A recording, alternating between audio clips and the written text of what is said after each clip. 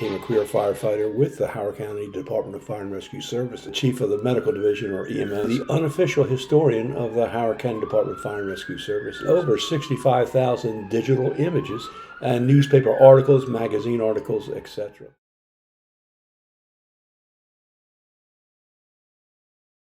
Episode 24-41, Significant Aviation Incidents in Howard County, Part 3 of 3. As a sidelight, if you are aware of any other significant aviation incidents within Howard County, if you could please let me know so that I can research those and post as well in the future. The incident that I will be discussing today occurred on May 28th, 1982 in Owen Brown Village off of Deep Cup Court. Image is just showing the approximate locations of Howard County Fire Station 9, which was the closest station to the incident, and to Deep Cup Court near the intersection of Homespun and Cradle Rock Way. The plane involved was a Beechcraft 295A, a 5-passenger plane with 2 engines. On the morning of May 28, 1982, 5 officials from Portsmouth, Virginia were traveling to Annapolis to conduct business, a reference to the respective jurisdictions. This particular plane was piloted by one of the Portsmouth police officers and was carrying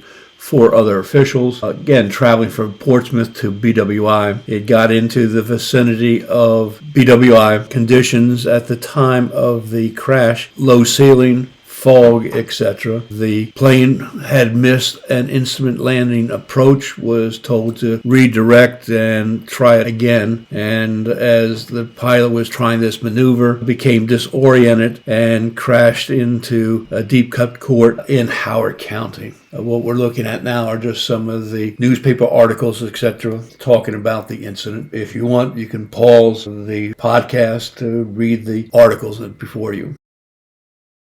The aircraft itself, after becoming disoriented, ended up flying upside down as it crashed into a home on Deep Cup Court. And no one was home at the time of the incident, but the Rosini residence is the place where the plane crashed and entered into the private residence. This is the National Transportation Safety Board final report. Once again, you can pause this to read the entire report. The plane was making an approach to Baltimore Washington Airport. When it missed the approach for an instrument landing, was directed to make another approach, and in doing so became disoriented and eventually crashed about 8 miles away from BWI Airport. Additional details about the incident itself, additional information from the National Transportation Safety Board about the incident. As you can see, the weather conditions was a low ceiling with fog, rain. It was a missed approach, was performed by the pilot in command. Apparently, weight and balance exceeded the ability of the pilot in command. Aircraft handling was improper. Excessive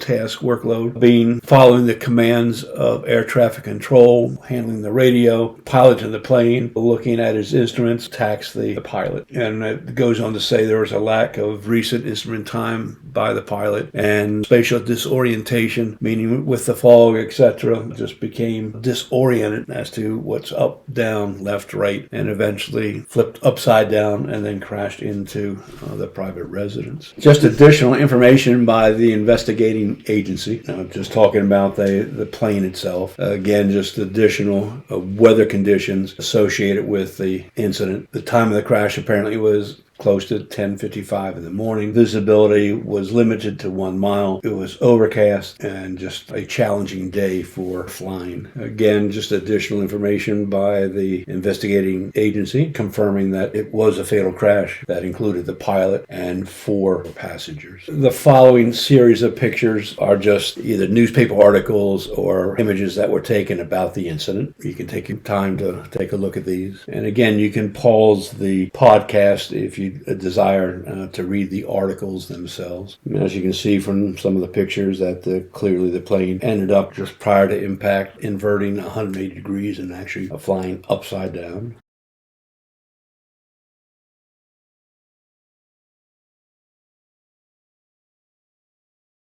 Just images now taken by personnel that were on the scene, just showing the wreckage. This particular image is just showing the plane having been pulled out of the residence, just showing the plane. This image just showing the plane inside the residence, upside down. Again, fortunately, no one was home. Supposedly, a 13-year-old boy who was the only child of the Rosinis, at least at that time, had been sick and was going to stay home that day, but had remembered he had an important math exam to take, so he went to school and thus was not home when the plane crashed into his residence. Quite a crowd was gathering to observe the scene and the activity. Just tow truck pulling the wreckage out of the residence. If you look, a couple interesting things about this particular image. To the left rear of the tow truck, you can see a lot of mud and dirt. What that actually is where the plane had inverted and struck the ground and flew into the building. In front of the tow truck, you can see some branches in the roadway. That's where the plane coming in actually missed those houses that you can see and struck a couple trees, clipping off branches that were then deposited into the end of the cul-de-sac. Just personnel gathering, contemplating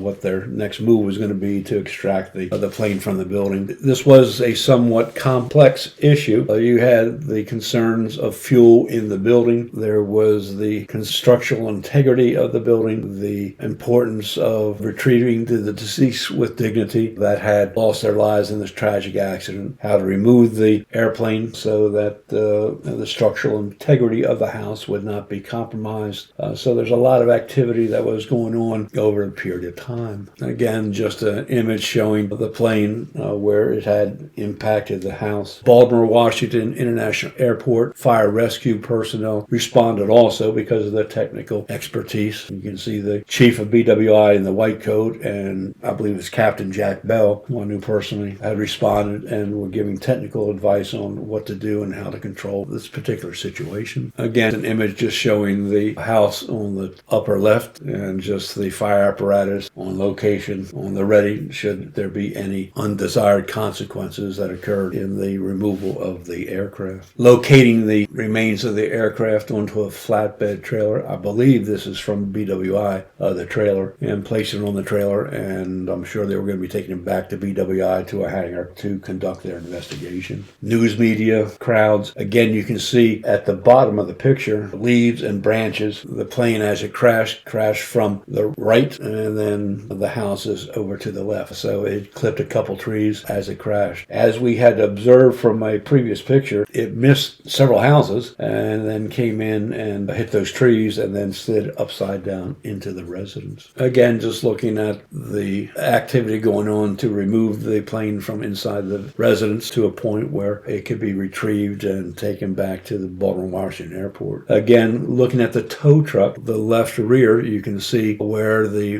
grass has been disturbed and there's mud. What that actually is where the plane came in upside down, slid across the front lawn, and then into the dwelling. It actually hit the front porch, steps to the front porch. And you can again see just to the left of the driver's door of the tow truck, some branches that were clipped off as the plane made contact with the ground. In this image, you can see where fire service personnel were showing the integrity of the structure by putting cribbing, etc., to keep the second floor up as they extricated and removed the plane from inside the residence. And just an image showing the activity in removing the aircraft from inside the structure. Again, you can see to the rear of the tow truck the path of the plane as it struck the ground and slid into the residence. Just an image of, again, a tow truck removing the tail section of the aircraft away from the building so that fire service personnel could start their mop-up situation and secure the interior and exterior of the building so that the National Transportation Safety Board can conduct their investigation both on scene and back up BWI Airport. At one time, fire service personnel had infused the house with high expansion foam to minimize any potential explosion as the aircraft did leak aviation fuel. These fans were also used to ventilate the interior of the house to assure that any explosive mixtures of fuel and air were kept to a minimum and did not ignite, which obviously it did not. Personnel initially looking at the structure of the plane